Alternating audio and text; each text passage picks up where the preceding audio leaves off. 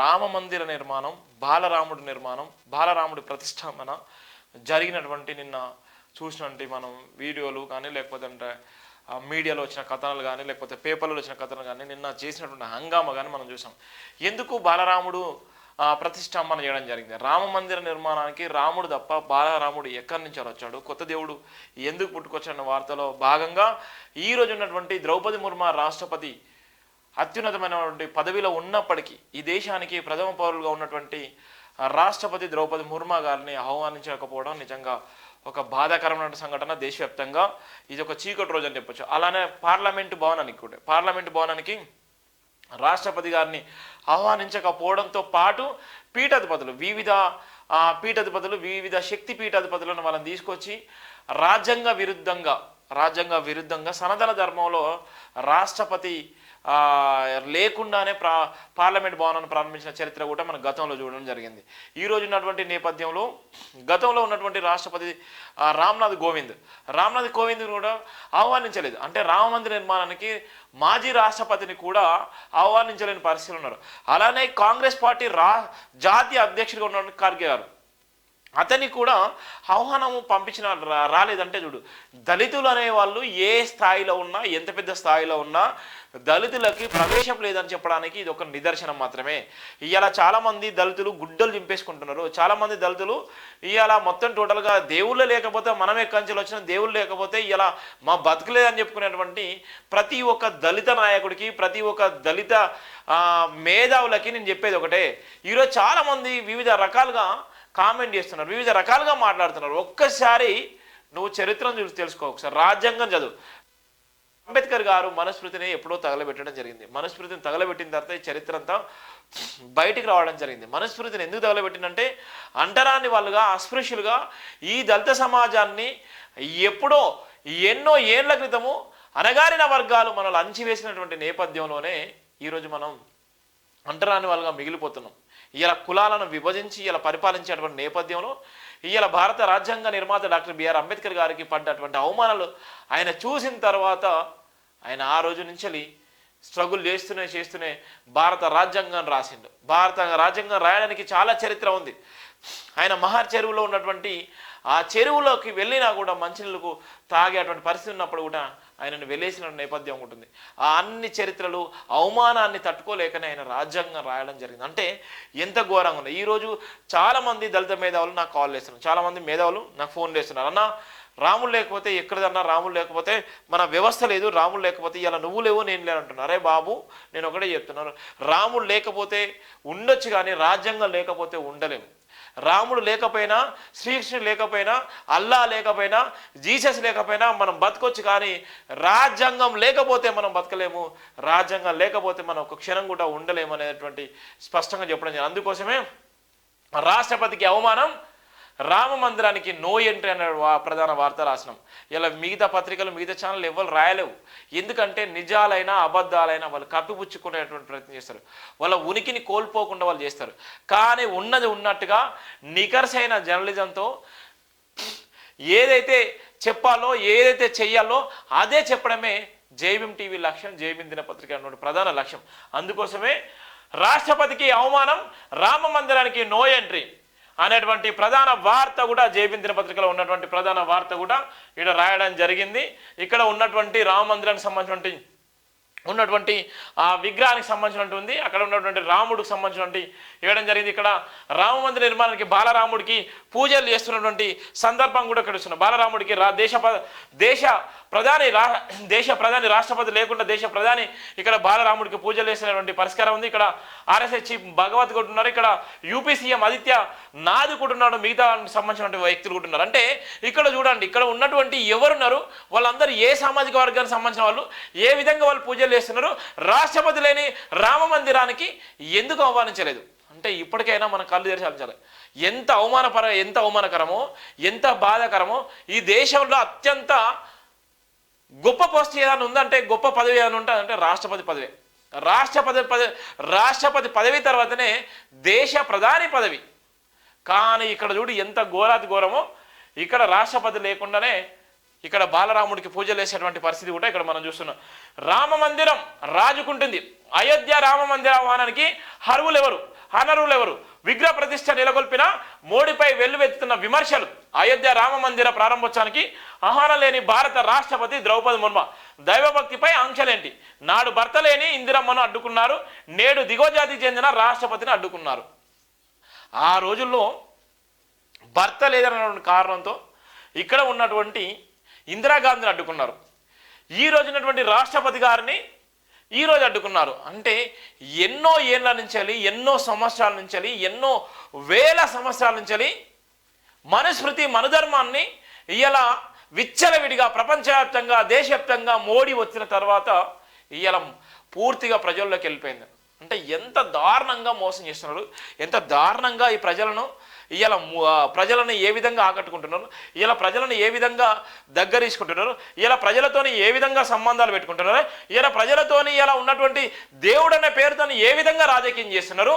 ఇలా ఉన్నటువంటి నేపథ్యంలో పదవుల అలంకరణ ఉన్నప్పటికీ, పదవులు అత్యున్నతమైన పదవులు ఉన్నప్పటికీ కూడా వివక్షత ఏ విధంగా ఉన్నదో చూడొచ్చు మనం. ఇలా రాజ్యాంగ పద్ధతి, రాజ్యాంగ పదవిలో ఉన్నప్పటికీ రాజ్యాంగ హక్కులను కాలరాసేటువంటి నాయకులు ఉన్నారు. రాజ్యాంగానికి అర్హులుగా ఉన్నటువంటి నాయకులకి ఇవాళ వాళ్ళకి అవహారం లేదు. ఇక్కడ ఈయన ఏ హోదాలో ఉన్నట్టు?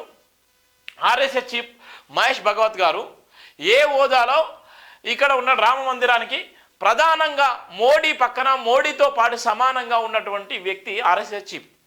ఈయనకి ఏం అర్హత ఉంది, వీళ్ళకి ఏం అర్హత లేదు, ఈ మేడానికి ఏం అర్హత లేదు. ఇది ఇప్పటికే నిజం తెలుసుకోండి. ఇక్కడ ఉన్నటువంటి అర్హత ఈయనకేం అర్హత ఉంది, ఈయనకేం అర్హత ఉంది, ఈమెకేం అర్హత ఉంది. ఇవాళ పార్లమెంట్ భవనానికి ఎలాంటి ఆహ్వానం లేదు, పార్లమెంట్ భవనానికి శంకుస్థాపన కూడా పిలవలేనటువంటి పరిస్థితి దేశ రాష్ట్రపతికి. ఇవాళ సనాతన ధర్మంలో ఇవాళ పార్లమెంట్ భవనాన్ని ప్రారంభించారు. సనాతన ధర్మంలో పార్లమెంట్ భవనాన్ని ప్రారంభించి ఇవాళ వాళ్ళందరికీ ఫ్లైట్లు ఏర్పాటు చేసి వాళ్ళందరినీ పిలిపించిన నేపథ్యం ఉంది. ఇవాళ ఉన్నటువంటి భారతదేశంలోనే ప్రపంచవ్యాప్తంగా 500 సంవత్సరాల నుంచి రాజుకుంటున్నటువంటి వివాదాన్ని పరిష్కరించినటువంటి మోడీ గారిని నిజంగా అభినందిస్తాం. ఓకే, అది ఏదేమైనప్పటికీ అది గౌతమ బుద్ధుడికి సంబంధించిన ఆనవల్ల, లేకపోతే రామ మందిరానికి సంబంధించిన ఆనవల్ల, కానీ ఒక చరిత్రను అయితే మార్చేసినాం. ఆ చరిత్రలో ఉన్నటువంటి ద్రౌపది ముర్ము గారిని ఎందుకు పిలవలేదు? ద్రౌపది ముర్ము గారిని పిలవకపోవడంలో గల కారణాలేంటి? ద్రౌపది ముర్ము గారిని పిలవకపోవడంలో నీకు జరిగిన నష్టం ఏంటి? ద్రౌపది ముర్ము గారిని నిజంగా పిలిస్తే నిజంగా అంటరానితనం మైలబడిపోవునా? అక్కడ ఉన్నటువంటి రామ మందిరానికి ద్రౌపది ముర్ము గారు వస్తే మైలబడునా, లేకపోతే అది దేవుడికి అది ఎప్పటికైనా అది ఇబ్బందికరంగా ఉండునా? అది ఏది చెప్పకుండా ఇవాళ ఇష్టానుసారంగా మన ధర్మశాస్త్రంలో, మనుస్మృతి ధర్మశాస్త్రంలో ఇవాళ రాష్ట్రపతి లేకుండా ఈ రామ మందిరాన్ని ప్రారంభించిండు. ఈ రామ మందిరంలో ఇక ఉన్నటువంటి మెయిన్ క్యాండిడేట్స్ ఇక్కడ ఉన్నటువంటి దళిత సమాజమా, బహుజన సమాజమా, ఇవాళ నిజాలు తెలుసుకోండి. గొర్రెద్దు ఓడో ఏదో అంటున్నా, ఒక ఆవు పోయి లేకపోతే ఒక్క గొర్రె పోయి ఒక చేనులో పడితే ఉన్న గొర్రెలన్నీ పోయి ఆ చేను దొక్కినట్టు ఉంటుంది కథ. ఇక ఆ విధంగా ఉంటుంది. నిజాలు తెలుసుకోండి. ఇక్కడ ఎందుకు పిలవలేదు, ఏ విధంగా పిలవలేదు, ఈమెకున్న అర్హత ఇక్కడ ఉన్నటువంటి నాయకులకు ఎవరికైనా ఉందా? ఒక దేశ ప్రధాని కాకుండా ఈమెకున్న అర్హత ఇంకా ఎవరికైనా ఉందా? ఈయనకుందా? ఇక్కడ ఉన్న మిగిలిన వాళ్ళకు ఉందా? దీని మీద డిస్కషన్ చేయండి, డిబేట్ చేయండి. నేను రెడీగా ఉన్నాను. ఇక్కడ ఉన్నటువంటి నేపథ్యంలో విగ్రహ ప్రతిష్ఠ నెలకొల్పిన మోడీపై వెల్లువెత్తిన విమర్శలు. అయితే రామ మందిర ప్రారంభోత్సవానికి ఆహ్వానం భారత రాష్ట్రపతికి లేదు, కానీ కంగనా రనౌత్కు ఉంది. ఆమె పిచ్చి పిచ్చి డ్రెస్సులు వేసుకొని ఇష్టానుసారంగా సోషల్ మీడియాలో కానీ ఇష్టానుసారంగా సినిమాలు తీసుకుంటా ఇష్టానుసారంగా చేసి దేవుడు అంటే భక్తి లేనటువంటి కంగనా రనౌత్ని పిలిచి ఆహ్వానం పంపిళ్ళు. ఆమె ఫోటోలకు పోజులు ఇచ్చింది, కానీ ఇవాళ ద్రౌపది ముర్ము గారికి కనీసం ఆహ్వానం లేదంటే ఏ విధంగా దళితులంటే ఏ విధంగా వివక్షత ఉందో, ఏ విధంగా ఎస్సీ ఎస్టీ బీసీ మైనార్టీలు ఏ విధంగా ఘోరాతి ఘోరంగా అవమానం పలుకుతుందో, ఈ దేశంలో వచ్చిన తర్వాత మోడీ వచ్చిన తర్వాత ఎంత భయంకరంగా ఉందో తెలియకుండానే మన కంట్లలో ఉన్నటువంటి నలుసుని తీసేసుకుంటున్నారు, మనకు తెలియకుండానే మన ప్రాణాన్ని తీసేసుకుంటున్నారు, మనకు తెలియకుండానే మన అవయవాలను అమ్మేసుకునే ప్రయత్నం చేస్తున్నారు. ఇక్కడ జరిగేది అదే. ఇలా దేవుడి పేరుతో జరుగుతున్నటువంటిది ఇక రాజకీయమే. దేవుడి పేరుతో చేసేటువంటి రాజకీయంలో ఇవాళ బలి పశువులు అయ్యేది ఎస్సీ ఎస్టీ బీసీ మైనార్టీలే. ఇవాళ బలి పశువులు అయ్యేది ఎస్సీ ఎస్టీ బీసీ మైనార్టీల నిజాలు తెలుసుకోండి. అందుకోసమే ఇంత స్పష్టంగా రాయడం జరిగింది. భారతదేశం లౌకిక దేశం, సర్వ సంపాలకు సర్వ ప్రజానికానికి సమాన హక్కులు కలిగిన దేశంగా రూపుదాల్చింది. భారతదేశ సర్వ మతాలకు సమానత్వం, సమాన హక్కులను రూపొందించిన రాజ్యాంగాన్ని పక్కన పెట్టి ఇతర మతాలపై చిచ్చు పెడుతూ హిందూ దైవత్వాన్ని పెంపొందించడం ముమ్మాటికి రాజ్యాంగ విరుద్ధం.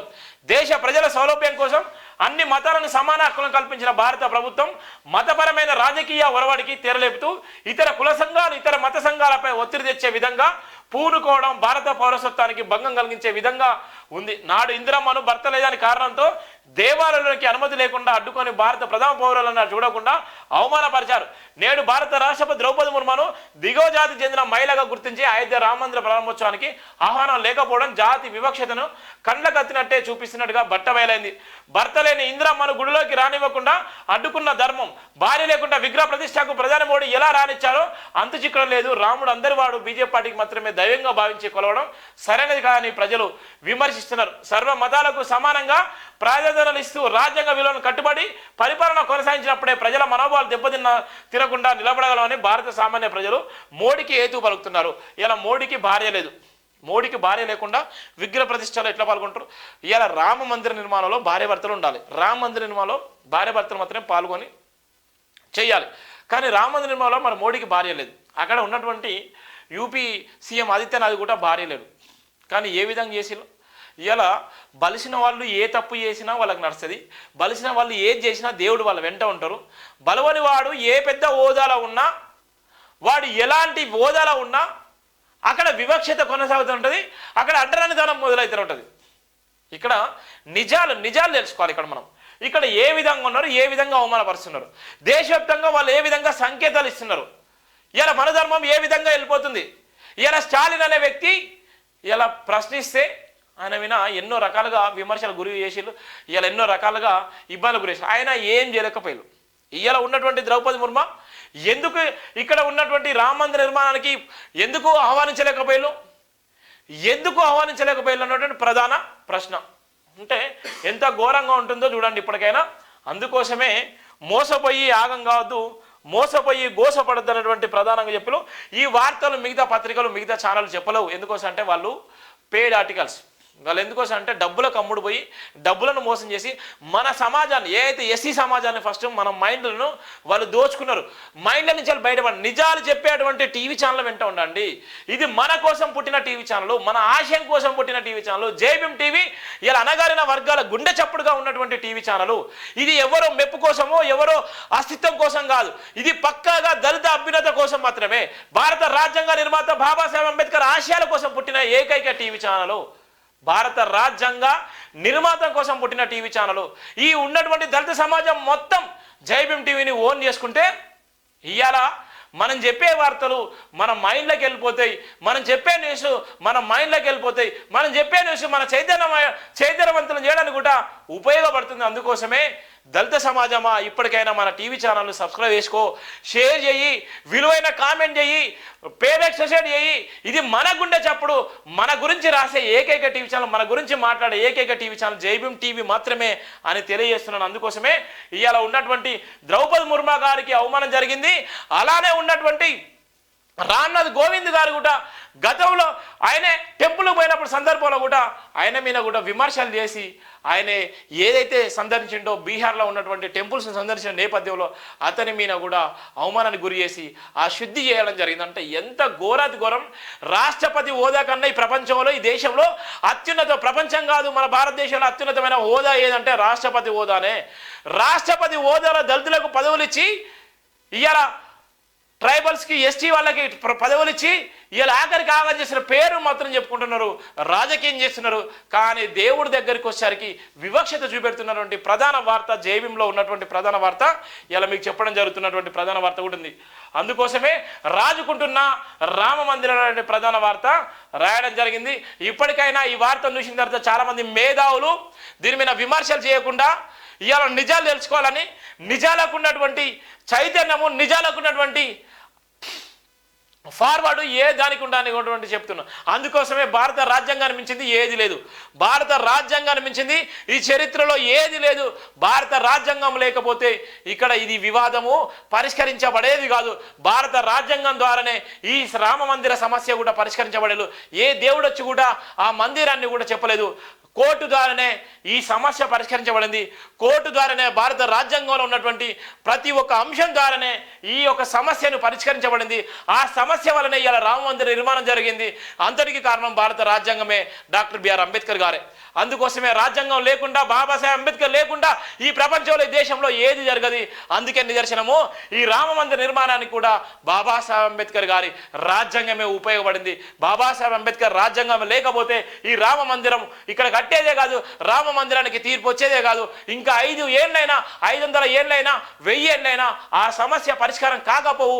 ఇవాళ రామ మందిర నిర్మాణాన్ని కూడా బాబాసాహెబ్ అంబేద్కర్ గారి కృషి, బాబాసాహెబ్ అంబేద్కర్ గారు రాసిన రాజ్యాంగం మాత్రమే ఉంది. కానీ ఇలా మనుస్మృతి రాజ్యాంగం లేదనేటువంటి ప్రధాన వార్త కూడా ఇక్కడ జయభీం దినపత్రికలో ఉన్నటువంటి వార్తను కూడా చెప్పడం జరిగింది.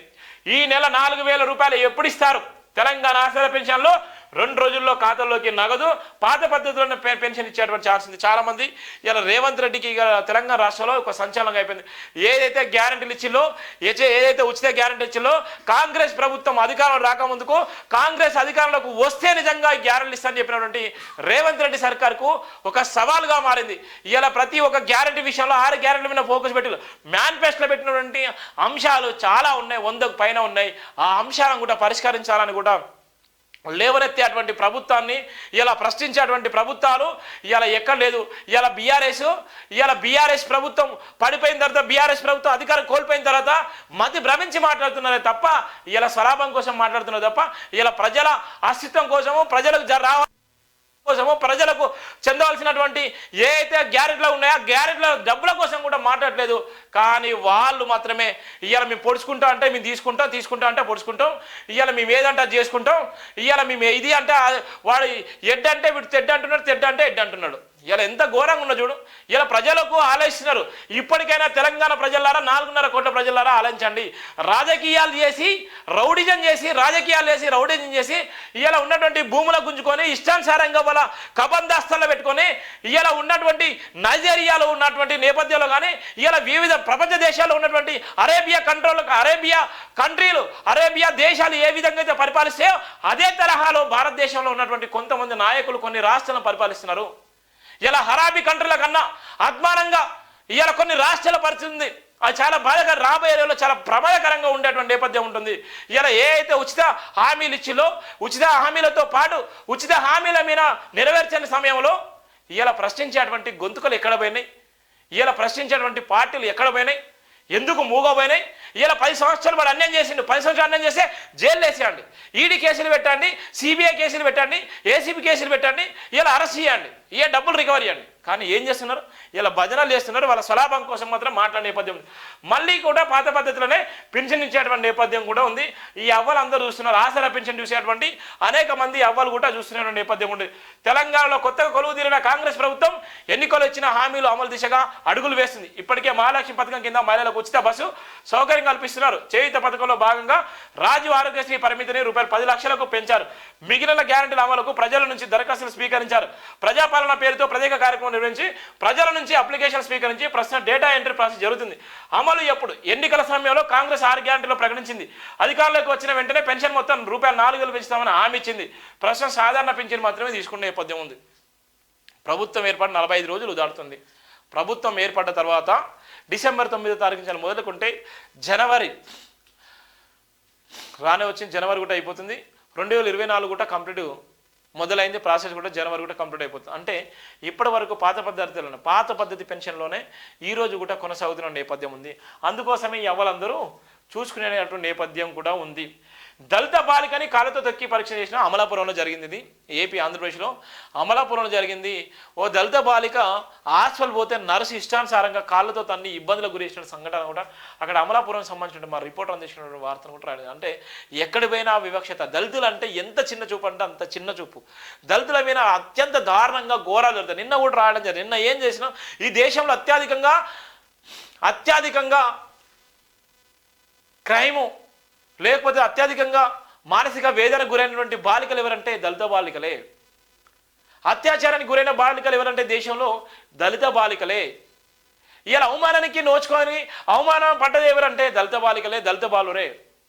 ఇలా సమస్యలు పరిష్కరించకుండా కోట్ల సమస్యలు ఉన్నటువంటి ఎన్నో సమస్యలున్నా పరిష్కరించకుండా లక్షల ఒక 1000, 2000, 3000 సమస్యలు పరిష్కరించి ఇలా చేతులు దులిపేసుకున్నారంటే దళితుల సమస్యలే. అంటే ఎంత ఘోరంగా ఉందో ఈ వార్తను చూసినాక చెప్పొచ్చు. దళిత బాలికని కాళ్ళతో తొక్కి పరీక్షించిన నర్సు. అమలాపురం కాళ్ళ నొప్పితో బాధపడుతున్న తన మనవరాలను అమలాపురంలో ఓ ప్రాథమిక ఆరోగ్యం కేంద్రం తీసుకొని వేలాడు అక్కడ విధుల్లో ఉన్న నర్సు నిర్లక్ష్యం వ్యవహరించి కాలు నొప్పితో బాధపడుతున్న చిన్నారిని తన కాలుతో తొక్కి మరీ పరీక్షించింది. ఎటువంటి చికిత్స చేయకుండానే అమలాపురం పెద్ద హాస్పిటల్లో తీసుకొని ఇష్టానుసారంగా చేసినటువంటి నేపథ్యం కూడా ఇక్కడ ఉంది. చూడండి ఎంత ఘోరమో. ఆమెకు కాలు నొప్పి ఉందంటే కాలుతో తొక్కి ఇష్టానుసారంగా ఇబ్బందులకు గురి చేసిన నేపథ్యం కూడా ఉంది. అమలాపురంలో జరిగినటువంటి హాస్పిటల్లో జరిగినటువంటి ఒక నర్సు, గవర్నమెంట్ నర్సు, ఆ నర్సుని వెంటనే ఆమెను సస్పెండ్ చేయాలి. ఆ నర్సు పట్ల ఏదైతే ఆమె దురుసుగా ప్రవర్తించిందో, పేషెంట్ పట్ల దురుసుగా ప్రవర్తించిన నర్సును వెంటనే అక్కడ ఉన్న డిఎంహెచ్ఓ కానీ ఆర్ఎంఓ కానీ అక్కడ వెంటనే చర్యలు తీసుకొని చట్టపరంగా అమ్మాయికి న్యాయం జరగాలన్నటువంటి ప్రధానంగా కూడా ఇక్కడ రాయడం జరిగింది.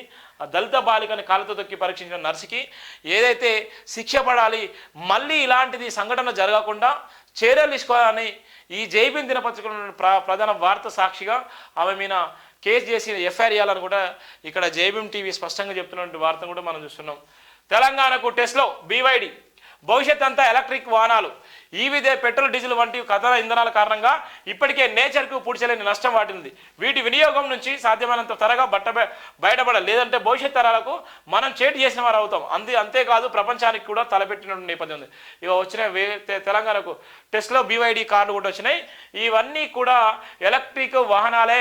రాబోయే రోజుల్లో ఇవే రాబోతున్నాయి. లేకపోతే పెట్రోల్ డీజిల్కి సంబంధించినటువంటి వాహనాలు అవి ఎంత భయంకరంగా ఉండబోతున్నాయో.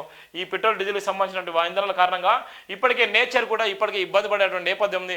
అందుకోసమే టెస్లా కార్లు, కొత్త కార్లు కూడా రావడం జరిగింది. హైదరాబాద్లో కూడా కొలువు తీరినటువంటి కార్లు కూడా మనం చూస్తున్నాం.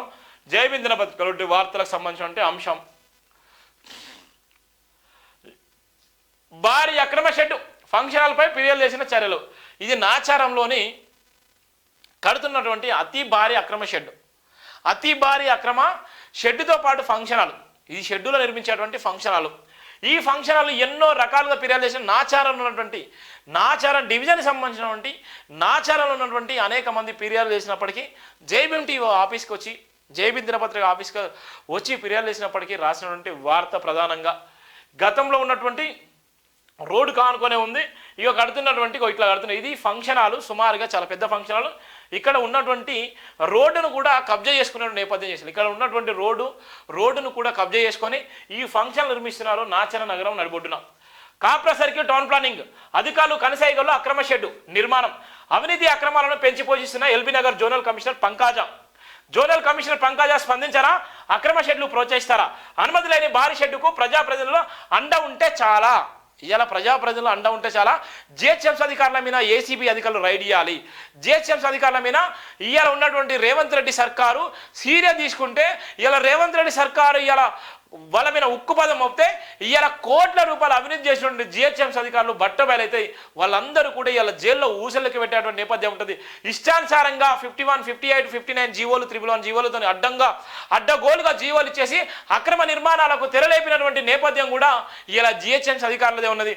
జిహెచ్ఎంసీ అధికారులు ఈ విధంగా అక్రమ షెడ్డు నిర్మాణంతో పాటు ఫంక్షన్ హాల్లో కూడా అనుమతులు ఇచ్చేసి ఇలా ఇష్టానుసారంగా ఇలా బిల్డింగ్లకు అనుమతులు ఇచ్చేసి ఇలా కబ్జాలు చేసుకొని ఇలా బఫర్ జోన్లో ఉన్నటువంటి భూములే కానీ ఇలా ఇష్టానుసారంగా ఉన్నటువంటి భూములను కానీ ఇష్టానుసారంగా జీవోలు ఇచ్చి డబ్బులకు అమ్ముడు పోయి ఇలా ఇంత భారీ అక్రమ ఫంక్షన్ హాల్ షెడ్డును కూడా నిర్మించాలని నేపథ్యం ఉంది. జరగరాని అన్న జరిగితే ఎవరు బాధ్యులు?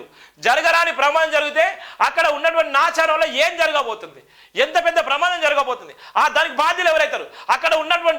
ఇక్కడ ఉన్నటువంటి పంకజ మేడం ఉంటుందా, లేకపోతే కమిషన్ ఉంటారా, లేదా రాష్ట్ర ప్రభుత్వం భరిస్తుందా, లేకపోతే ప్రమాదం జరిగిన తర్వాత ప్రమాదానికి కారకులు ఎవరైతే ఉన్నారో వాళ్ళని శిక్షిస్తారా?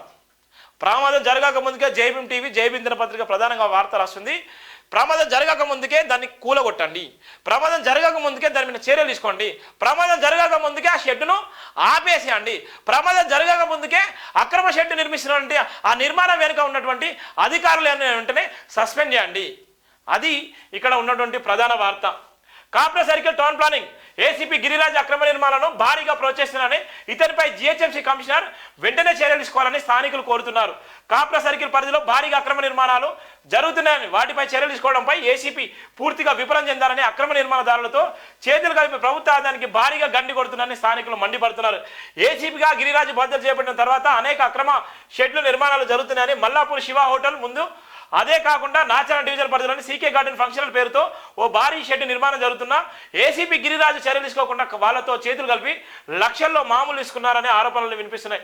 ఈ అక్రమ షెడ్ల వెనుక ప్రజాపరంలో ఉండడంతో అధికారులు సైతం జేసీ నియమ నిబంధనలకు తుంగలు దొక్కుతున్నారని స్థానికులు ఆరోపిస్తున్నారు. ఏదైతే గత ప్రభుత్వం ఉందో, గత ప్రభుత్వంలో అక్రమ నిర్మాణాలు ఏ విధంగా అయితే ప్రోత్సహించిందో, అధికార పార్టీ బీఆర్ఎస్ ఏ విధంగా అయితే వత్తసు పలికిందో, అదే తరహాలో కాంగ్రెస్ కూడా ఉంటే కాంగ్రెస్ కూడా జనం నమ్మరు. కాంగ్రెస్ ఏదైతే బీఆర్ఎస్ చేసిన తప్పులు ఏదైతుందో, బీఆర్ఎస్ ఏదైతే అనుమతులు ఇచ్చిందో, బీఆర్ఎస్ అడ్డగోలుగా అనుమతులు ఇచ్చిందో, బీఆర్ఎస్ ఇచ్చినటువంటి అనుమతులన్నీ రద్దు చేసి కాంగ్రెస్ నిష్పక్షపాతంగా ఇలా ప్రజలకు ప్రజాపాలనకు దగ్గరగా ఉన్నటువంటి ప్రభుత్వంగా ఇందిరమ్మ రాజ్యంగా ఇలా మీరు ముద్ర వేసుకున్న నేపథ్యంలో ఇలా అక్రమ షెడ్యూలు కానీ, అక్రమ నిర్మాణాలు కానీ, అక్రమంగా కట్టుకున్నటువంటి బిల్డింగులు కానీ, అక్రమంగా నిర్మించుకున్నటువంటి ఏదైనా కానీ ఇలా మీరు అది ప్రభుత్వ సొమ్ము, ప్రభుత్వ ఆదాయానికి గండి కొట్టినటువంటి నేపథ్యం ఉంది. కాబట్టి అధికారులను వదిలిపెట్టదు. ఇలా అక్రమదారులు ఎవరైతే పోతున్నారో వాళ్ళందరికీ శిక్ష పడాలి. ఆ శిక్ష పడితేనే మిమ్మల్ని నమ్మేటువంటి పరిస్థితి ఉంటుంది. ఆ శిక్ష పడకపోతే మిమ్మల్ని ఎవ్వరు కూడా ఇలా నమ్మలేని పరిస్థితి ఉంటుంది అన్నటువంటి ప్రధాన వార్త కూడా రాయడం జరిగింది. నోటీసుల పేరుతో కాలక్షేపం. ప్రభుత్వం చూడు ఎన్ని నోటీసులు ఇచ్చినా కాలక్షేపం చేస్తుంది. ప్రభుత్వం లక్షల జీతాలు ఇచ్చి నీతి నిజాయితీగా ఉద్యోగం చేయమంటే అధికారులు ప్రభుత్వ ఉద్యోగం న్యాయం చేయకుండా లంచాల గలవడబడి ప్రభుత్వ నియమ నిబంధనలు తుంగలు దొక్కి ప్రభుత్వానికి రావాల్సిన ఆదాయాన్ని వాళ్ళ ఖాతాలో వేసుకొని కోట్లు గడిస్తున్నారు. ప్రభుత్వ అధికారులు ఇదే తరహాలో నాచారం డివిజన్లో సీకే గార్డెన్ పేరుతో భారీ షెడ్ నిర్మాణం జరుగుతున్నా ఏసీపీ గిరిరాజు స్పందించకపోవడం ప్రభుత్వానికి ద్రోహం చేస్తున్నారని ప్రజలు ఆరోపిస్తున్నారు. ఇలాంటి అవినీతి అధికారులపై ఏసీపీ అధికారులు వెంటనే చర్యలు తీసుకోవాలని స్థానిక ప్రజా సంఘాలు సైతం మండిపడుతున్నాయి. ప్రభుత్వానికి ద్రోహం చేసే ఇలాంటి అధికారం వల్ల సమాజానికి, ప్రభుత్వానికి నష్టమే తప్ప ఎలాంటి ఉపయోగం లేదని చివరికి LB Nagar zonal commissioner Pankaj సైతం ఈ అక్రమ షెడ్ నిర్మాణంపై చర్యలు తీసుకోకపోవడం వెనుక జోనల్ కమిషనర్ హస్తం ఉందన్న అనుమానాలు వ్యక్తం చేస్తున్నారు. స్థానికులు ఇప్పటికైనా జీహెచ్ఎంసీ కమిషనర్ రూరల్ రోజు స్పందించి ఈ భారీ అక్రమ షెడ్ నిర్మాణంపై చర్యలు తీసుకోవాలని స్థానికులు కోరుతున్నటువంటి నేపథ్యం కూడా ఉంది. ఆఖరికి జీహెచ్ఎంసీ కమిషనర్ దృష్టి కూడా వెళ్ళినటువంటి నేపథ్యం కూడా ఇక్కడ మనం చూస్తున్నాం. ఎంత దారుణంగా అంటే అంత దారుణంగా ఉండేటువంటి నేపథ్యం మనం చూస్తున్నాం. ఇక్కడ ఉన్నటువంటి నేపథ్యం 5 డివిజన్ల ప్రజలకు అందుబాటులోకి ఎమ్మెల్యే క్యాంప్ కార్యాలయం బండారి లక్ష్మారెడ్డి ఉప్పల్ ఎమ్మెల్యే గారు ఉన్నటువంటి 5 డివిజన్లకు సంబంధించినటువంటి క్యాంప్ కార్యాలయం కూడా ప్రారంభించిన నేపథ్యం ఉంది. అది అందరికీ 5 డివిజన్లకు సంబంధించిన ప్రజలకి 5 డివిజన్లకు సంబంధించిన ప్రజల సమస్యలను పరిష్కరించడానికి 5 డివిజన్లో ఉన్నటువంటి అనేక సమస్యలు కానీ, ప్రభుత్వ సమస్యలు కానీ, మీకు ఎలాంటి సమస్యలు ఉన్నా ఆ కార్యాలయం మీకు అందుబాటులో ఉంటుందని కూడా నిన్న ప్రారంభించిన నేపథ్యం ఉంది. ఇది ఉప్పల్ సంబంధించినటువంటి నేపథ్యంలో ఉప్పల్ ఎమ్మెల్యే గారు బండారి లక్ష్మారెడ్డి ప్రారంభించిన నేపథ్యం కూడా మనం చూస్తున్నాం.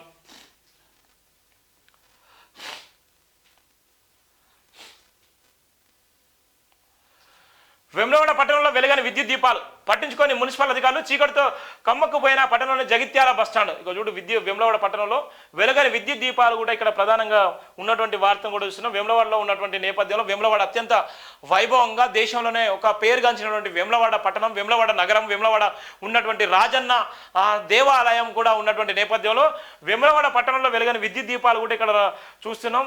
గతంలో ఉన్నటువంటి ఏ విధంగా కరెంట్ ఉండదు, ఇప్పుడు ఏ విధంగా కరెంట్ ఉందో అన్నటువంటి వార్త కూడా ఇక్కడ మనం చూసుకోవచ్చు. వేములవాడ పట్టణంలో గత కొద్ది రోజులుగా జగిత్యాల బస్టాండ్ సమీపంలో విద్యుత్ దీపాలు వెలగడం లేదు. ప్రసిద్ధి పుణ్యక్షేత్రమైన శ్రీ రాజరాజేశ్వరి స్వామి దేవస్థానానికి నిత్యం వేలాది మంది భక్తులు విచ్చేస్తుంటారు.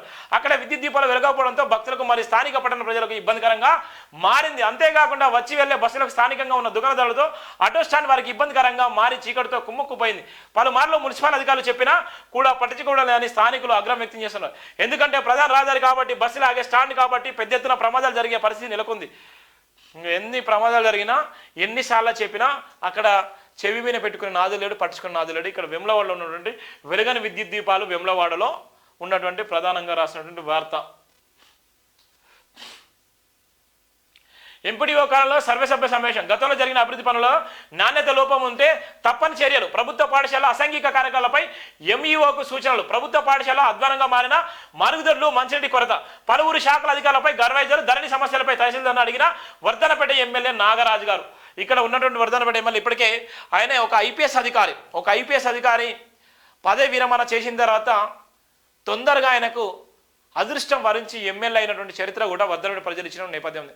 ఆ తర్వాత పోలీసు ఏ విధంగా అయితే మార్క్ ఉంటుందో, పోలీసులు ఏ విధంగా అయితే విశ్లేషణ చేస్తారో, పోలీసులు ఏ విధంగా అయితే అధ్యయనం చేస్తారో, పోలీసులు ఏ విధంగా అయితే ఆ ఇన్వెస్టిగేషన్ చేస్తారో అదే తరహాలో ఆయన పరిపాలన చూసుకుంటున్నటువంటి నేపథ్యం ఉంది.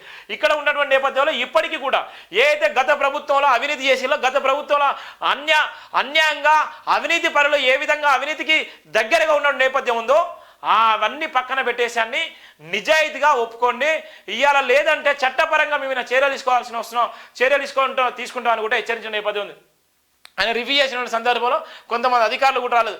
వాళ్ళకు కూడా చెప్పడం ఏ అయితే అసాంఘిక కార్యక్రమాలకు అడ్డగా మారిన ప్రభుత్వ స్కూళ్ళు ఉన్నాయో అవి వెంటనే ఐడెంటిఫై చేయండి. అక్కడ ఐడెంటిఫై చేసిన నేపథ్యంలో ఏ అయితే ప్రభుత్వం ఉన్నటువంటి నేపథ్యంలో బీఆర్ఎస్ హయాంలో జరిగినటువంటి ఏదైతే ఆ నిర్మాణాన్ని అవి అక్రమ నిర్మాణాల కిందకే వస్తాయి, నాణ్యత లేనటువంటి నిర్మాణాల కింద ఉన్నాయి. వీటి మీద చర్యలు తీసుకున్నా అవి ఆ డాటా కూడా ఇవ్వండి అని కూడా చెప్పినటువంటి సందర్భం కూడా ఉంది. ఇది ఒక నమ్మకమైనటువంటి ఒక విషయం. ఎందుకు వస్తుందంటే ఒక ఐపీఎస్ చేసేటువంటి పరిపాలన, ఒక ఐపీఎస్ గారు నిజంగా ఎమ్మెల్యే అయితే ఏ విధంగా ఉంటుంది, ఉన్నటువంటి ఆ నియోజకవర్గం ఎంత అభివృద్ధి చెందుతుంది, ఆ నియోజకవర్గాన్ని ప్రశ్నించేటువంటి నాయకుడు కూడా ఇక్కడ పుట్టుకొచ్చిండు ఒక ఐపీఎస్ రూపంలో. అందుకోసం వర్ధనపల్లి ప్రజలు ఇవాళ ఆయనకు అత్యున్నతమైన స్థానం ఇచ్చిళ్ళు, ఇవాళ ఆయనను అందాలం ఎక్కించిళ్ళు. ఇవాళ ఎవరికి చెయ్యని, ఎవరికి దొరకని, ఎవరికి అందనటువంటి ఒక మంచి ఆలోచన విధానాన్ని ఇవాళ రాష్ట్ర ప్రజలే కాకుండా ఇవాళ ఉన్నటువంటి నియోజకవర్గ ప్రజలు ఆయనకి ఇచ్చినటువంటి అభివృద్ధి, ఆయనకి ఇచ్చినటువంటి ఆలోచన, ఆయనకి ఇచ్చినటువంటి మెజార్టీని బట్టి ఇవాళ తన మార్కును కూడా వేసుకునేటువంటి నేపథ్యం ఉంటుంది, తన మార్కును కూడా చూపించుకునే నేపథ్యం ఉంది. ఇది వర్ధనపల్లి ప్రజల అదృష్టంగా భావించేటువంటి నేపథ్యం కూడా మనం చూస్తున్నాం.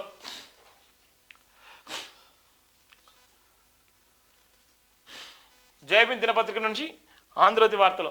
రామయ్య వచ్చాడయ్యా, ఇప్పుడు ఈ భూమి మీద అత్యంత అదృష్టవంతుని నేనే, నా పూర్వీకుల కుటుంబ సభ్యులతో పాటు శ్రీరాముడు ఆశీస్సులు ఎల్లప్పుడు నాతోనే ఉంటాయి. బాలరాముడు విగ్రహ రూపశిల్పి అరుణ్ యోగిరాజు.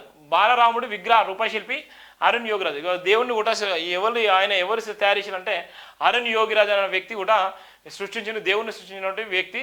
బాలరాముడు విగ్రహ రూపశిల్పి. బాలరాముడు ఏందే పెద్దరాముడు ఏందన్న ఇది అర్థం కాని పరిస్థితి. రామయ్య వచ్చాడయ్యా. రామాలయ ప్రతిష్ట నవశకానికి శ్రీకారం, పురోగామి భారతానికి నిదర్శనం. రాముడు ఇంకా టెంట్లో ఉండనక్కర్లేదు, అద్భుతాలలో నివసిస్తాడు. శబరిగూడు ఉడత జటయింపు జీవితాల మార్గదర్శకం.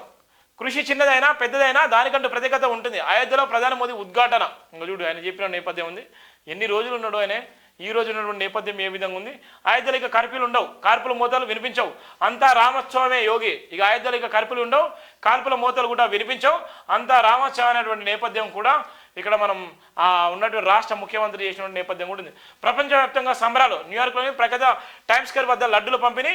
మార్చి 25 నుంచి అమెరికా కెనడాలో విహెచ్పి రథయాత్ర. ఇక చూడు విహెచ్పి రథయాత్ర మార్చి 25 నుంచి అమెరికా కెనడాలో విహెచ్ బహిరంగ ఏదైతే ఆర్ఎస్ఎస్ ఉందో ఆర్ఎస్ఎస్ కూడా ప్రపంచవ్యాప్తంగా కూడా నాశనం చేయడానికి, ప్రపంచవ్యాప్తంగా ఉన్నటువంటి ఆ దేవుళ్ళను, ప్రపంచవ్యాప్తంగా ఉన్నటువంటి మతాలను కూడా చిచ్చిపెట్టేటువంటి నేపథ్యం ఉంది. మళ్ళీ కొట్టుకొని చేస్తారు, మళ్ళీ కాల్పులు జరుగుతాయి. ఇక్కడ ఉన్నటువంటి విహెచ్పి ఎక్కడ వేసింది అమెరికాలో. ఇక్కడ ఉన్నటువంటి నేపథ్యంలో 25 నుంచి మార్చి నుంచి అమెరికా కెనడాలో విహెచ్పి రథయాత్ర చేస్తుంది. విహెచ్పి ఏం యాత్ర వేస్తుంది, రథయాత్ర వేస్తుంది. ఇక్కడ ఉన్న నేపథ్యంలో అక్కడ కూడా అల్లర్లు జరిగేటువంటి ప్రమాదం ఉంటుంది. ఇవాళ ఉన్నటువంటి ఇక్కడ మనకు జరిగేటువంటి ఏదైతే మణిపూర్లో జరిగిన సంఘటన ఉందో, మణిపూర్లో జరిగిన సంఘటననే ఇక్కడ అడ్డుకోలేని పరిస్థితి దేశ ప్రధాని. కానీ అక్కడ జరిగితే ఎవరు అడ్డుకుంటారు? ఆ దేశం కాని దేశంలో తెలుగుల పరిస్థితి ఏం కూడా ఉండబోతుంది. భారతదేశంలో ఉన్నటువంటి అనేక మంది ఏ విధంగా ఇబ్బందులు పడతారో ఇవాళ చిచ్చు పెట్టడానికే మార్చి 25 నుంచి అమెరికాలో కెనడాలో విహెచ్పి రథయాత్ర ఉంది. అక్కడ ఉన్నటువంటి అనేక సందర్భాల్లో అక్కడ అల్లర్లు కానీ, అక్కడ గొడవలు కానీ, అక్కడ ఉన్నటువంటి స్థలాలు కానీ, లేకపోతే అక్కడ ఉన్నటువంటి భూములు కానీ, అక్కడ ఉన్నటువంటి విలాసవంతమైన ఇల్లులు కానీ, అవి అక్రమ నిర్మాణాలు కానీ చేసుకోవడానికి వీలు లేదు. అక్కడ ఉన్నటువంటి కమిటీ ఏదైతే డిసైడ్ చేస్తారో ఆ కమిటీకి లోబడి, అక్కడ రాజ్యాంగం లోబడి అక్కడ పనిచేసుకోవాల్సిన అవసరం ఉంటుంది. కానీ ఇక్కడ మళ్ళా మార్చి 25 నుంచి అమెరికాలో కెనడాలో మళ్ళీ అల్లర్లు జరిగేటువంటి ప్రమాదం ఉంటుంది. దేశ ప్రధాని జాతి అయోధ్య రామోత్సవంలో బాబు పవన్ చిరంజీవి వారిని పలకరించిన ప్రధాని. నేటి నుంచి అందరికీ దర్శనం. ఉదయం 7 నుంచి 11:30 గంటల దాకా, మధ్యాహ్నం 2 నుంచి రాత్రి 7 గంటల దాకా ఉన్నటువంటి నేపథ్యం కూడా చూస్తున్నాం. బాలరాముడికి పట్టువస్త్రం వెండి ఛత్రం తీసుకెళ్తున్న ప్రధాని నరేంద్ర మోడీ. బాలరాముడు కొలువైనడు 5 శతాబ్దాల తర్వాత సొంత గూటికి శ్రీరాముడు. 5 శతాబ్దాలు, దేవుడికి 5 శతాబ్దాలు, 500 సంవత్సరం పట్టింది. దేవుడికి సంబంధించిన నేపథ్యంలో 500 సంవత్సరాలు పట్టింది ఆయన దగ్గరికి చేరుకోవడానికి. 500 సంవత్సరాల తర్వాత ఆయన తన ఒడిలోకి వెళ్ళిపోయినటువంటి వార్తను కూడా ఇక్కడ మనం చూస్తున్నాం. అంటే దేవుడు ఉంటే 500 సంవత్సరాలు పడుతుందా? ఇలా నిర్మాణంలో ఉన్నటువంటి దేవుడి విగ్రహానికి 500 సంవత్సరాలు పట్టిందంటే ఏ విధంగా ఉందో చూడండి, ఎట్లా ఉందో చూడండి. అయోధ్యలో ఆవిష్కృతమైన ఆధ్యాత్మిక అద్భుతం సాకేతపురిలో బాలరాముడి ప్రాణప్రతిష్ఠ. కళ్ళ కట్టిన వస్త్రం తీసి కాటుగా దిద్ది అద్దం చూపి నరేంద్ర మోదీ చేతుల మీదుగా చరిత్రాత్మక మహోత్సవం. తొలి హారతిచ్చి దర్శనం చేసుకున్న ప్రధాని మోదీ. అభిజిత్ లగ్నంలో 88 సెకండ్లతో పాటు కొనసాగిన క్రతు. ఇగో ఈయన కూడా లగ్నం పెట్టిలో 88 సెకండ్లతో పాటు కొనసాగిన క్రతు. గర్భగుడిలో యోగి ఆనంద్ మోహన్ భాగవత్ కూడా. తర్వాత శివుడికి అభిషేకం, జటయు విగ్రహీకరణ, రామ మందిర నిర్మాణ కార్మికులకు మోదీ సత్కారం. 8,000 మందికి పైగా అతిథులు కార్యక్రమానికి హాజరయ్యారు. 8,000 మంది ప్రపంచవ్యాప్తంగా దేశవ్యాప్తంగా 8,000 మంది హాజరైన నేపథ్యం కూడా ఉంది. దాదాపు 4 దశాబ్దాల కింద దేశవ్యాప్తంగా కోట్లాది మంది రామ భక్తుల అయోధ్యలో రామాలయ నిర్మాణానికి ఇటుకలు పంపించారు. గుర్తుందా? ఆ ఇటుకలు ఎప్పుడో మట్టిలో కలిసిపోయాయి. కానీ ఆ సంకల్పం ఎప్పుడు దివ్య నవ్య భవ్య రామ మందిరంగా కళ్ళ ముందు సాక్షాత్కరించింది. రాముడి వనవాసం 14 ఏళ్లే, కానీ అయోధ్యలో శ్రీరాముడి మందిరం నిర్మించాలన్న హిందువుల పోరాటానికి మాత్రం 500 ఏళ్ళు, 5 దశాబ్దాల ఉద్యమం, దైవత్వం ఉట్టిపడే ప్రసన్న బాల రాముడి రూపంలో ఇప్పుడు లభించింది. రాముడి వనవాసం కూడా 14 ఏళ్ళే పట్టింది. కానీ ఇక్కడ హిందువులో ఉన్నటువంటి నేపథ్యంలో, దేశంలో ఉన్నటువంటి ప్రతి ఒక్క నేపథ్యం 500 సంవత్సరాలు పట్టింది ఈ బాలరాముడి నిర్మాణానికి సంబంధించినటువంటి అంశాన్ని కూడా. అయితే జనవరి మనం జీవించి ఉండగా ఈ జన్మలో కళ్ళు చూస్తామా అని ఎంతోమంది భారతీయులు ఆశించిన అద్భుతం అయోధ్యలో ఆవిష్కృతమైంది. అక్కడ రామ మందిరం నిర్మించాలన్న హిందువులు కళ సాకారమైంది. టెంట్లో ఉన్న రాముడి మందిరంలోకి రావాలన్న రామ భక్తుల ఆకాంక్ష ఫలించింది. భారత రాజకీయ ఆధ్యాత్మిక చరిత్రలోని మహోన్నత ఘట్టానికి శ్రీకారం చుట్టుకుంది. అయోధ్యలో దాదాపు 8,000 మంది అతిథులు, ప్రపంచవ్యాప్తంగా టీవీ తెరపై కోట్లాది మంది భారతీయులు భక్తి తన్మయత్వంతో చూస్తుండగా సాకేత్పూర్లో కొత్తగా నిర్మించిన ఆలయంలో 51 అంగుళాలు 4.25 అడుగుల బాలరాముడు కొలువుదీరాడు. ప్రధాని మోదీ చేతుల మీదుగా రామయ్య ప్రాణ ప్రతిష్ఠ వేడుక సోమవారం అభిజిత్ లగ్నంలో అంగరంగ వైభవంగా జరిగింది. వేద మంత్రులు, మంగళ వాయిద్యాల నడుమ మధ్యాహ్నం 12 గంటలకు ప్రాణ ప్రతిష్ఠ క్రతువే ప్రారంభమైంది. తొలుత ప్రధాని నరేంద్ర మోడీ కూడా దర్శనం చేసుకునే నేపథ్యం కూడా ఉంది. ఇక్కడ బాలరాముడి జరిగింది. ఎన్నో 500 ఏళ్ల నుంచి ఉన్నటువంటి ఆ పరిస్థితి అయితే దాటిపోయింది. టెంటుల నుంచి కూడా ఆయన గుడి కట్టి నిర్మాణం చేయడం జరిగింది. అంగరంగ వైభవంగా ప్రపంచవ్యాప్తంగా దేశవ్యాప్తంగా ఇవాళ బాలరాముడు కూడా నిర్మాణం అయింది. అయోధ్యలో ఎలాంటి గొడవలు జరగవు, ఎలాంటి కర్ఫ్యూ ఉండదు, ఎలాంటి ఎన్కౌంటర్లు జరిగాయని అక్కడ ఉన్నటువంటి రాష్ట్ర ముఖ్యమంత్రి యోగి ఆదిత్యనాథ్ కూడా చెప్పినటువంటి దాఖలాలు కూడా మనం చూస్తున్నాం. టీఎస్పీఎస్ చైర్మన్గా రిటైర్డ్ డీజీపీ. టీఎస్పీఎస్ చైర్మన్గా రిటైర్డ్ డీజీపీకి టీఎస్పీఎస్ సంబంధించి ఏమైనా ఉంటుందా, లేకపోతే సీనియర్ ప్రొఫెషనల్లను పెట్టాల్సిన అవసరం ఉంటుంది. ఇలా ఎవరు ఏ మార్క్ వేసుకుంటున్నారు, ఏ విధంగా వేసుకుంటున్నారు, ఈయన అర్హుడేనా? ఈయన గతంలో ఉన్నటువంటి పోలీస్ వ్యవస్థలో ఏ విధంగా చేసినా అందరూ తెలిసిన సందర్భమే. పోలీస్ వ్యవస్థలో ఏ విధంగా ఇబ్బందులు పడ్డారో చాలామంది తెలిసిన విషయం. మళ్ళీ తీసుకొచ్చి ఈ డీజీపీ గారిని, మాజీ డీజీపీ గారిని ఆ పదవికి అలంకరణ ఇవ్వడం వల్ల ఇవాళ ఉన్నటువంటి రేవంత్ రెడ్డికి ఒక తీరని మచ్చగా మారబోతుంది. రేవంత్ రెడ్డి సర్కార్కి తీరని ఒక మచ్చగా మారబోతుంది. ఎందుకు ఇంతగా స్పష్టంగా చెప్తున్నా అంటే, ఆ హోదాలో అక్కడ ఉన్నటువంటి సీనియర్ ప్రొఫెసర్లు ఉన్నారు. సీనియర్ ప్రొఫెసర్లతో పాటు గతంలో పనిచేసినటువంటి టీఎస్పీఎస్ చేసినటువంటి అనుభవం కలిగినటువంటి చాలామంది ఉన్నారు. వాళ్ళని పెట్టాలి. ఆకును మురళి లాంటి వాళ్ళు ఐఏఎస్ ఉన్నాడు. ఆయన విద్యా మీద ఆయన చక్రం తిప్పినటువంటి వ్యక్తి. విద్యా వ్యవస్థ మీద ఆయన ఎన్నో రూపశిల్పన చేసినటువంటి వ్యక్తి. ఇవాళ ఆకును మురళి లాంటి వ్యక్తులు ఇవాళ టీఎస్పీఎస్ చైర్మన్కి ఉండాల్సిన అవసరం ఉంది. ఇవాళ గంటా చక్రమన్ లాంటి వాళ్ళు ఇవాళ టీఎస్పీఎస్ చైర్మన్కి ఉండాల్సిన పదవిలో ఉండాల్సిన అవసరం ఉంది. ఇవాళ ప్రొఫెసర్ కోదండరామ్ లాంటి వ్యక్తులు ఇవాళ టీఎస్పీఎస్ చైర్మన్ హోదాలో ఉంటే ఇవాళ గౌరవం వచ్చే నేపథ్యం ఉంటుంది. ఇవాళ ప్రొఫెసర్లు చాలామంది ఉన్నారు. ఇవాళ ప్రొఫెసర్లకు ఇవ్వకుండా ఒక రిటైర్డ్ డీజీపీకి తీసుకొచ్చి మళ్ళా టీఎస్పీఎస్ చైర్మన్ పదవి ఇచ్చేసినటువంటి నేపథ్యం ఉందంటే ఇది ఒక అవమానకరమే. ఇది చాలా బాధాకరమైన, ఇది రేవంత్ రెడ్డి సర్కార్కి ఇది ఒక మచ్చలాగానే మిగిలిపోతుంది. మళ్ళీ తర్వాత జనార్దన్ తర్వాత మళ్ళీ మహేందర్ రెడ్డి వచ్చిన, మహేందర్ రెడ్డి తర్వాత మళ్ళీ జనార్దన్ అంటే మళ్ళీ దొరలు అనేటువంటి నేపథ్యంలో, రెడ్డిలు అనేటువంటి నేపథ్యంలో ఇవాళ మళ్ళీ రాష్ట్ర ప్రజలను మళ్ళీ అధోగతి పట్టించడం కోసం, రాష్ట్ర ప్రజలు మళ్ళీ ఇబ్బందులు పెట్టడం కోసం, రాష్ట్ర ప్రజలు మళ్ళీ ఆకాంక్ష నెరవేర్చడం కోసం, రాష్ట్ర ప్రజలను ఇబ్బందులు పెట్టడం కోసమే ఇక్కడ ఉన్నటువంటి టీఎస్పీ చైర్మన్గా రైటర్ డీజీపీ అనేటువంటి వార్తను కూడా మనం చూస్తున్నాం. మాజీ ఐపీఎస్ పేరును గవర్నర్ ఆమోదం కోసం పంపిన ప్రభుత్వం. విదేశీ పర్యటన నుంచి రాగానే టీఎస్పీఎస్పై దృష్టి పెట్టిన సీఎం. చైర్మన్ పదవికి 50కి పైగా దరఖాస్తులు, సభ్యుల పదవులకు 320 దరఖాస్తులను పరిశీలించిన సెర్చ్ కమిటీ. ఎంతమంది చేసినా చైర్మన్ పదవికి 50 పైగా దరఖాస్తులు, సభ్యుల పదవులకు 320 దరఖాస్తులు పరిశీలించిన సెర్చ్ కమిటీ చేసినట. ఈ నేపథ్యంలోనే ఈయన ఒక్కడే కనబడ్డట్టుగా ఈయన పేరే వచ్చింది. తెలంగాణ రాష్ట్ర పబ్లిక్ సర్వీస్ కమిషన్ టీఎస్పీఎస్ చైర్మన్గా రిటైర్డ్ డీజీపీని నియమించాలని ప్రభుత్వం నిర్ణయించినట్టు తెలిసింది. ఐపీఎస్ అధికారిగా పనిచేసిన ఆయన ఎంపిక ద్వారా నిరుద్యోగుల్లో నమ్మకాన్ని ఏర్పరచడంతో పాటు నియామక ప్రక్రియను పకడ్బందీగా నిర్వహించడానికి అవకాశం ఉంటుందని అంచనా వేస్తున్నారు. చైర్మన్గా ఆయన పేరును ప్రతిపాదిస్తూ ఆమోదం కోసం గవర్నర్కు పంపినట్టు సమాచారం. గవర్నర్ ఆమోదించిన వెంటనే ఆయన చైర్మన్గా నియమితులు కానున్నారు. డీజీపీగా పనిచేసిన రిటైర్ అయిన వారిలో 62 ఏళ్ల లోపు ఉన్న మాజీ అధికారి మహేందర్ రెడ్డి మాత్రమే ఉన్నారు. చైర్మన్ పోస్టుకి ఆయన పేరునే ప్రభుత్వం ఎంపిక చేసినట్టుగా తెలిసింది. విదేశీ పర్యటన ముగించుకొని వచ్చిన వెంటనే ముఖ్యమంత్రి రేవంత్ రెడ్డి టీఎస్పీ చైర్మన్ పదవి భర్తీపై దృష్టి పెట్టారని, చైర్మన్తో పాటు మిగతా వాళ్ళకి కూడా ఈ దృష్టి ఉంది. ఇది రేవంత్ రెడ్డికి ఒక నష్టం జరిగేటువంటి ప్రమాదం ఉంది. ఇక్కడ జేబీ టీవీ స్పష్టంగా చెప్తుంది, ఒకవేళ డీజీపీ మహేందర్ రెడ్డి టీఎస్పీ చైర్మన్గా ఉంటే రాష్ట్ర ప్రభుత్వానికి నష్టమే జరుగుతుంది. రాష్ట్ర ప్రభుత్వంలో ఇవాళ మళ్ళా ఒక మార్క్ విశ్లేషణ అనేది పోతుంది. రేవంత్ రెడ్డి సర్కార్కు ఇబ్బంది కలిగేటువంటి అంశం ఏంటంటే డీజీపీ మహేందర్ రెడ్డి గారు. ఇలా డీజీపీ మహేందర్ రెడ్డి గతంలో ఉన్నటువంటి డీజీపీ హోదాలో ఉండి ఏం చేసిండు, ఇలా ఫ్రెండ్లీ పోలీసుని తీసుకొచ్చినాక ఏ విధంగా చేసిండు, ఇలా ఎంతమందిని ఇబ్బందులకు గురి చేసిండు, ఆ పోలీసు వ్యవస్థలో ఉన్నటువంటి వ్యక్తులు చెప్పేటువంటి ఆన్సర్ వింటే గొగ్గిలు పెట్టుకుంటారు. ఇవాళ అలాంటి వ్యక్తిని తీసుకొచ్చి మళ్ళీ టీఎస్పీఎస్ చైర్మన్ తెలంగాణ రాష్ట్ర భవిష్యత్తును ఆయన చేతిలో పెట్టి విద్యార్థి భవిష్యత్తును మళ్ళీ చేతిలో పెట్టినట్టయితే ఇవాళ మళ్ళా నష్టం జరుగుతుంది. రేవంత్ రెడ్డి సర్కార్కి చాలా భారీ నష్టం జరుగుతుంది. ఇవాళ ఆయన ప్లేస్లో ఉన్నటువంటి ఆకుని మురళినో లేకపోయిందంటే గంట చక్రపాన్నో లేకపోతే ఉన్నటువంటి కోదండరామ్ లాంటి వ్యక్తినో అలాంటి వ్యక్తులను పెడితే ఇలా ప్రభుత్వానికి నష్టం జరగదు. ప్రభుత్వం మీద మంచి మాటలే ఉంటాయి తప్ప విమర్శలు చేసేటువంటి నేపథ్యం కూడా ఉండదు. కానీ ఇలాంటి రిటైర్డ్ అయిన డీజీపీని తీసుకొచ్చి మళ్ళీ పెట్టినట్టయితే ఇబ్బంది పడేటువంటి నేపథ్యం కూడా ఇక్కడ స్పష్టంగా కనబడుతుంది. మేడిగడ్డ మేడి పండే బ్యారేజీకి 3,225 కోట్లు, అవినీతితో 3,200 కోట్లు వృధా, 32 మంది అధికారులు పాత్ర, బ్యారేజీ నిండా సమస్యలే, రిపేర్ చేసిన నిరుపయోగమే, విజిలెన్స్ ప్రాథమిక అంచనా, త్వరలోనే బాధ్యతల నివేదిక, మరమ్మతులకు 500 కోట్ల పైన అంచనా వేసిన నిర్మల సంస్థ. చూడు ఎంత ఘోరమో. ఇక్కడ ఎవడు కట్టమన్నాడు, ఏం చేయమన్నాడు, ఎన్ని లక్షల కోట్లు, ఎంత ప్రజల సొమ్ము, ఎంత ఇష్టానుసారంగా. ఇలా అధికారులు ఇష్టానుసారంగా డబ్బులను ప్రజల సొమ్మును ఇష్టానుసారంగా వాడుకుంటారు. ఇలా కేసీఆర్ ప్రభుత్వం చేసినట్టు అవినీతి దేశంలో ఎవరు చేయలేదు, ప్రపంచంలో ఎవరు చేయలేదు. కేసీఆర్ ప్రభుత్వం చేసినట్టు అవినీతి మీద ఒక నివేదిక చేయండి. కేసీఆర్ చేసిన అవినీతి మీద ఇలా మొత్తం టోటల్గా ఆ ఫోరెన్స్ నివేదికను పంపించి మొత్తం టోటల్గా బట్టబయలు. ఇలా చిన్నపాటి అధికారులు 5,000, 10,000, 2,000, 3,000 లంచం తీసుకుంటే వాళ్ళని చచ్చిపోయేలా చేస్తారు. ఇవాళ ఇంత పెద్ద అవినీతి జరిగింది, ఇంత ఘోరంగా జరిగింది, ఈ డబ్బులని లేక ఇబ్బంది పడే నేపథ్యం ఉంది.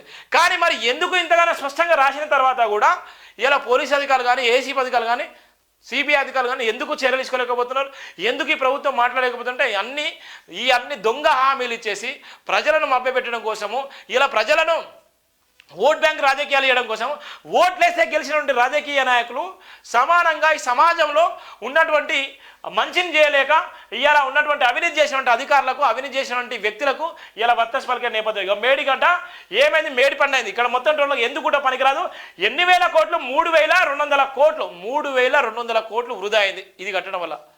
10 సంవత్సరాలు కూడా 3,200 కోట్లు వృధా చేసేళ్ళు. నిల్లల పడ్డే 3,200 కోట్లు అంటే ఎంత డబ్బో చూడండి, ఎంత డబ్బో చూడండి. ఇక 3,200 కోట్ల డబ్బును వృధా అయిన మేడిగడ్డకు సంబంధించినటువంటి అంశాన్ని. ఈ డబ్బు ఎవరు తీసుకోవాలి, ఎవరు రికవర్ చేయాలి, ఎవరి మీద భారం పడుతుంది, ఏ పేదవాడు నష్టపోవాలి. ఇలా పేదవాడు నిజంగా ఒక డబ్బులు అప్పు తీసుకుంటే 100 సార్లు ఇబ్బందులకు గురి చేస్తారు, 100 సార్లు ఫోన్ చేస్తారు, 100 సార్లు ఇబ్బందులకు గురి చేసి ఇలా ఇష్టానుసారంగా కేసులు పెట్టడానికి భయభ్రాంతులకు గురి చేస్తారు. అలాంటిది మేడిగడ్డకు సంబంధించి 3,200 కోట్ల రూపాయలు అవినీతి జరిగింది. 3,200 కోట్ల రూపాయలు ఇబ్బందులకు గురైనాయి.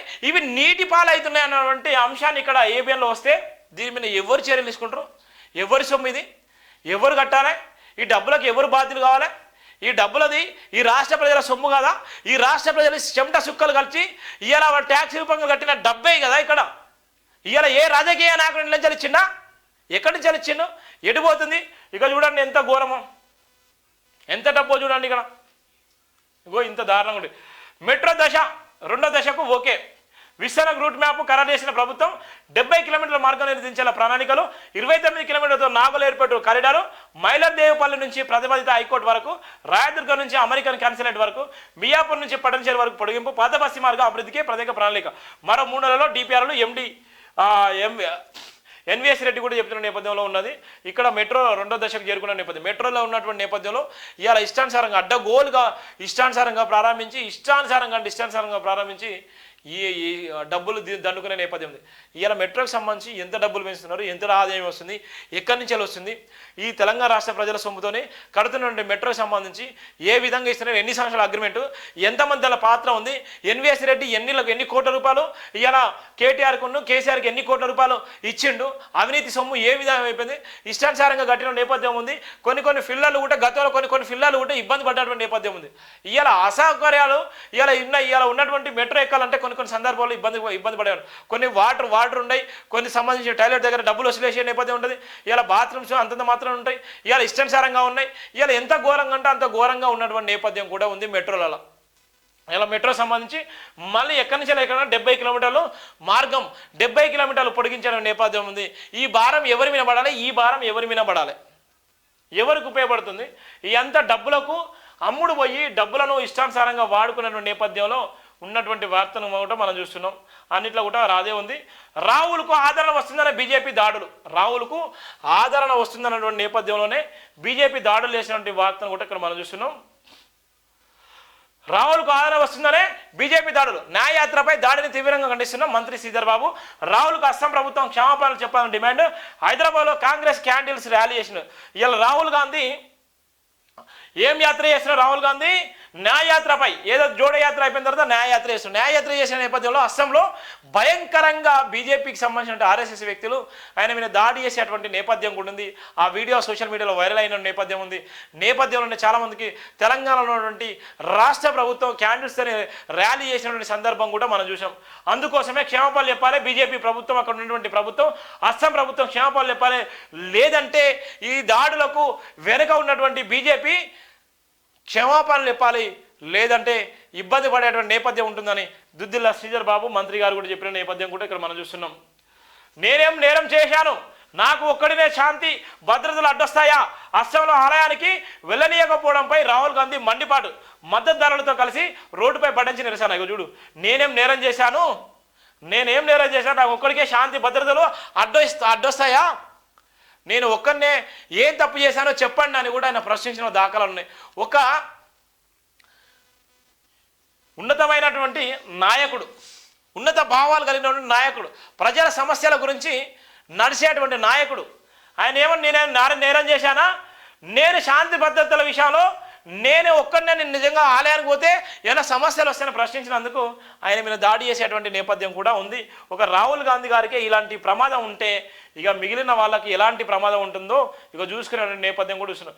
కొమరెల్లి మల్లన్నకు పెద్దపట్నం పసుపుమయమైన ఆలయ పరిసరాలు, 5 క్వింటాల సమిధలతో అగ్ని గుండాలు, 5 క్వింటాల సమిధలతో అగ్నిగుండాలు. చూడు ఎంత ఘోరమో. కొమరవెల్లి మల్లన్నకు పెద్దపట్నం వేసిళ్ళు.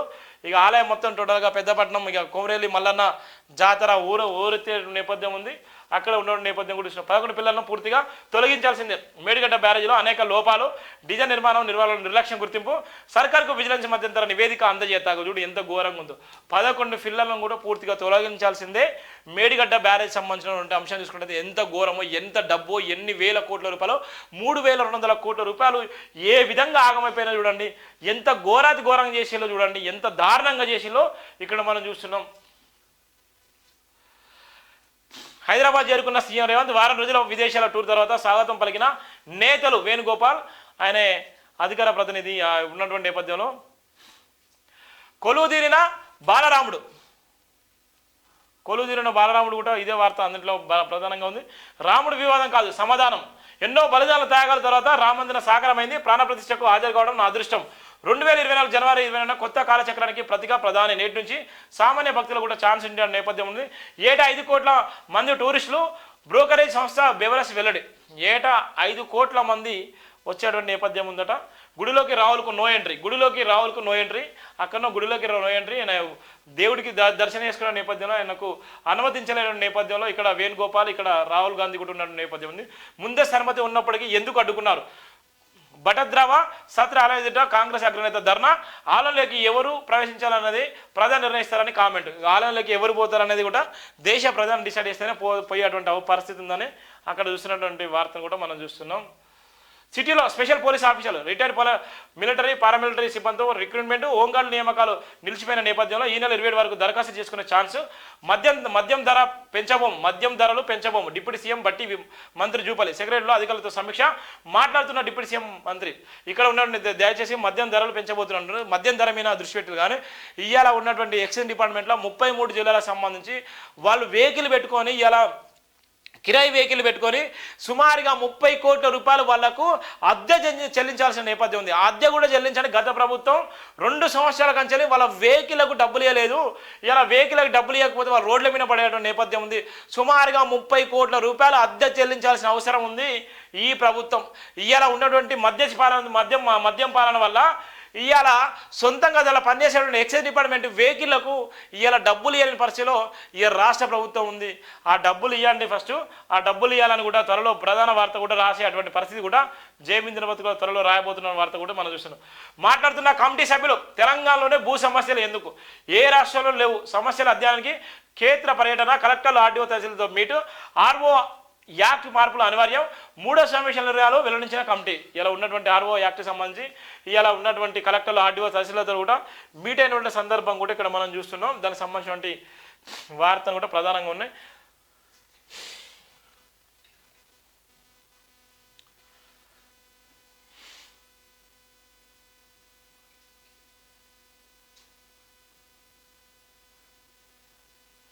ఎన్నిక పత్రం అందుకుంటున్న మహేష్ గౌడ్ ఏకగ్ర మండలి సభ్యులుగా మహేష్ గౌడ్, బలమూరి వెంకట్ సర్టిఫికేట్స్ అందజేసిన రిటర్నింగ్ ఆఫీసర్. వాళ్ళ ఎమ్మెల్సీగా ఎన్నికైన నేపథ్యంలో వాళ్ళ ఎన్నిక కూడా ఇద్దరు ఇది చెల్లుబాటు అయింది. దాంతో వాళ్ళిద్దరు కూడా ఎమ్మెల్సీగా కూడా వాళ్ళు ఎమ్మెల్సీ కూడా అయినటువంటి సందర్భం కూడా మనం చూస్తున్నాం. జైబీన్ దినపత్రికలోని వివిధ దినపత్రికలోని ప్రధాన వార్తల సారాంశం మార్నింగ్ వార్తలో ఉన్న ప్రధాన వార్తల సారాంశంతో పాటు వివిధ దినపత్రికల వార్తల సారాంశం కూడా చూడడం. దయచేసి ప్రతి ఒక్కరు కూడా ఇది మన టీవీ ఛానల్, మన గుండె చప్పుడు, ప్రతి ఒక్కరు కూడా సబ్స్క్రైబ్ చేసుకోండి, పేబ్యాక్ సొసైటీ చేయండి. ఇది మన టీవీ ఛానల్, మన ఆత్మగౌరవం కోసం పెట్టినటువంటి TV channel. Thank you so much. జై భీమ్ ఆల్.